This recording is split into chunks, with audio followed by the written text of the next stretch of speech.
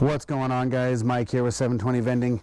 So today in our video we are going to be going to my senior retirement center and replacing the bill validator on the machine. It did fail last week. I did order a replacement, tested it, got it all cleaned up, got it all ready to go. I'm going to show you guys the install process for it, as well as swapping out the bezel for the Cantaloupe ePort Engage combo bezel I have on it, so that way the bezel fits onto the new validator. Enjoy the show and have a great day.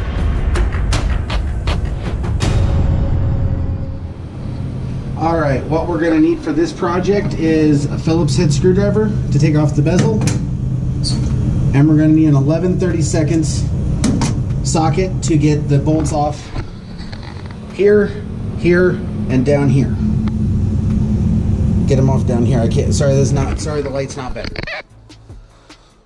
All right, first thing we got to do is we got to disconnect the power here. Easy as that for this machine. I'll use the light from the front to power everything, keep everything going.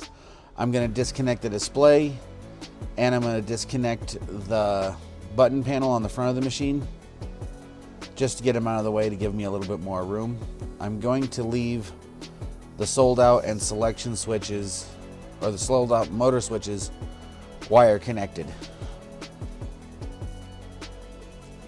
Up first is going to be removing the bill validator, so I'm going to use my ratchet here to remove the screws, remove the nuts from the validator that hold it into the machine.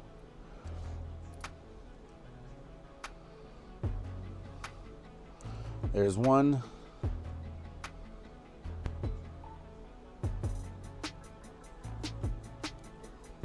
Getting number 2 done.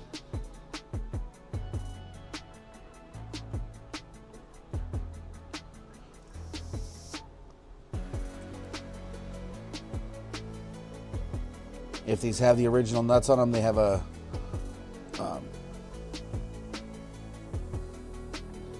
washer threaded on them, or on them, so they don't fall out through the socket.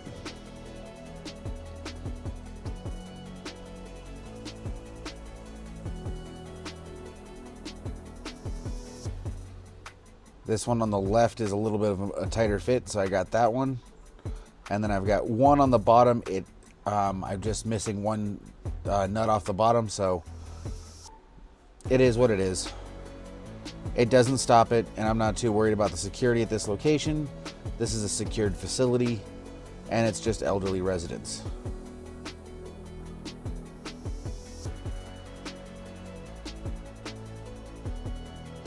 There, the third nut's been removed. Now what we're going to do is we're going to pull the bill validator out gently. Since it does have the larger bezel on the front, it does make it a little more awkward. And what I'm going to do now is I'm going to disconnect the cable from the side of the validator.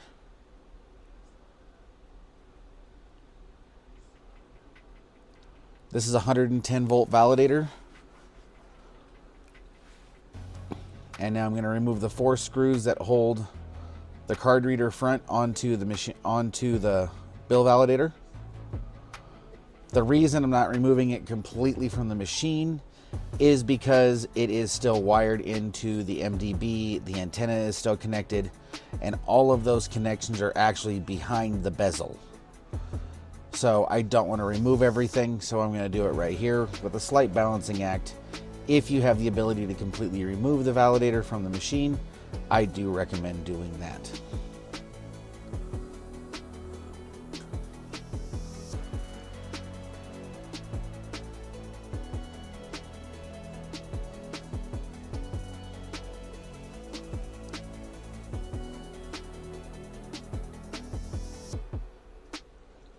The MEI Series 2000 validator is one of the most versatile and well-used validators on the market. I would take an MEI over a Coinco any day of the week.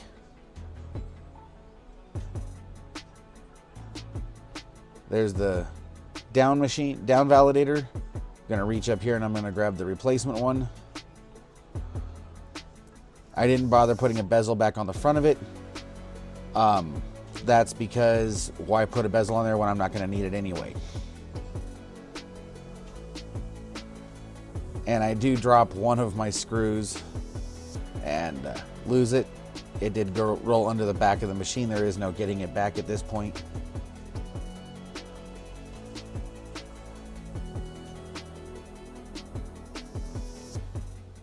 Yeah, that's right when I realized I dropped it. The nice thing is the same bill box fits on this validator.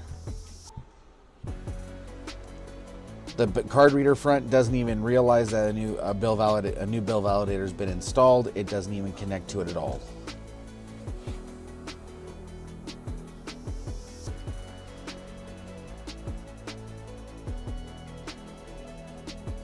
Yeah, one of the screws fell down into the coin box.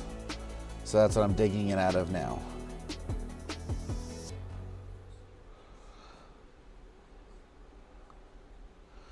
When changing these out, take your time. Your space may be limited on how much space you have inside the machine. As you can tell, I do have some room in here, but not a lot.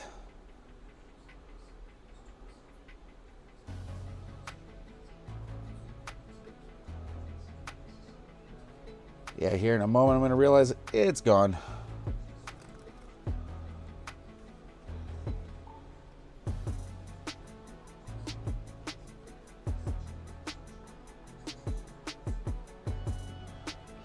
So I'm going to run with one screw less on the bezel. It's not going to affect it. Again, I recommend getting all 4 of the screws. Everything's nice and secure. The validator is going to go right back into where it came from. I'm going to reconnect its connector on the side. That way it'll power up when I power the machine back on. Again, I didn't unplug the machine because I can't move the machine to get to the power outlet, but I was able to disconnect the power supply going to the control box, which supplies power to everything that needs to be powered off. Up first is the bottom one, and then I'm going to do the side ones.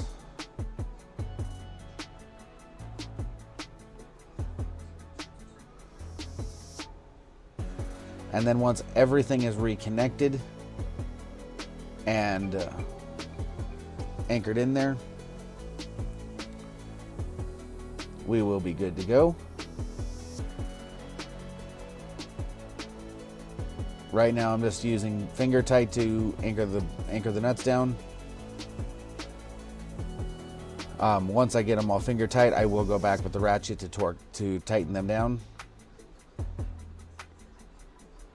I don't go anywhere without tools. I always have tools in my car.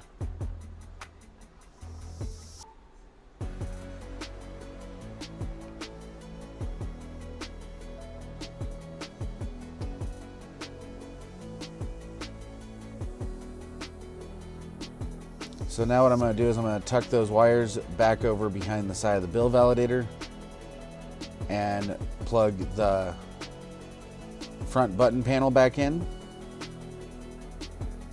If this doesn't look like a standard like coverings for the wiring for a Dixie Narco machine, it's because I built the wiring harness. If you'd like to learn more about that, check out my video for the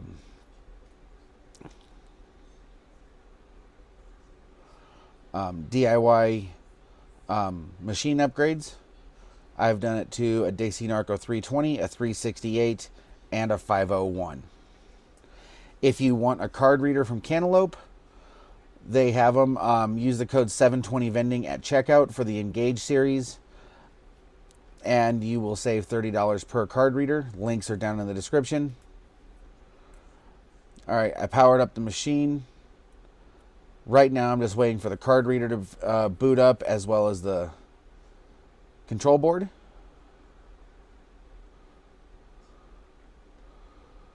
I have noticed with these Engage series, it does take a little longer for the board to boot up.